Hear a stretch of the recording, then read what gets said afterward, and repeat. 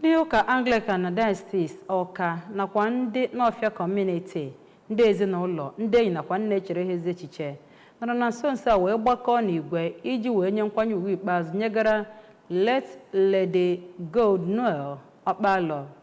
St. Michael's and All Angels Anglican Church Nọfịa bụ ebe a nọrọ wee chịkọba mmemme ofufe nru enyimozu ya bụ nwaanyị bụ nke jupụtara kpọmkpọm dịka ndị bishọp, ndị ụkọchukwu, ndị Council of Knights nakwa laity nke ụka gbakọtara iji wee sị Lady Gold-Noel nagoro mmụọ ya gaa nke ọma. Onye ọlụ bụ Chibụzọ Obike sonyere ha n'ofe nru ahụ maka ọrụ anyị akụkọ a n'uju.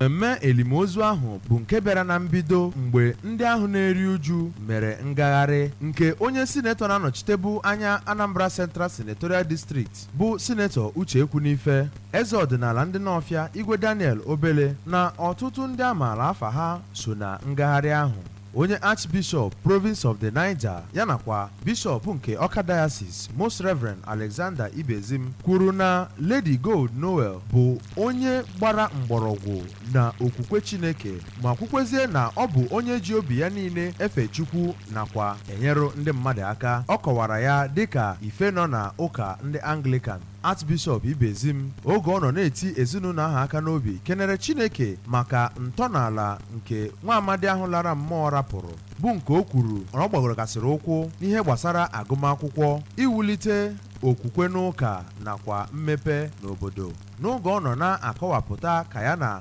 Oriaku ya si wee nọọ, di onye ahụ nwụrụ anwụ bụ Sa Nnaemeka Okpalo nọrọ gụpụta njirimara nwunye ya lara mmụọ ma kọwazie na nwaanyị ahụ bụ ngọzi nyegara ezinụlọ ya nakwa ndị ọ nọ nso. N'okwu iti aka n'obi ha dị iche iche, onye President General Building Materials International Market Ogidi bụ Chief Jude Nwankwọ nakwa Nzubechukwu Ụba onye si Queen's Convent nke Ọka kwuru na ntọala na late Lady Gold-Noel tọrọ bụ nke ga-enyere ọtụtụ ndị na-eto eto aka n'ụka Anglican. N'okwu ekele ya,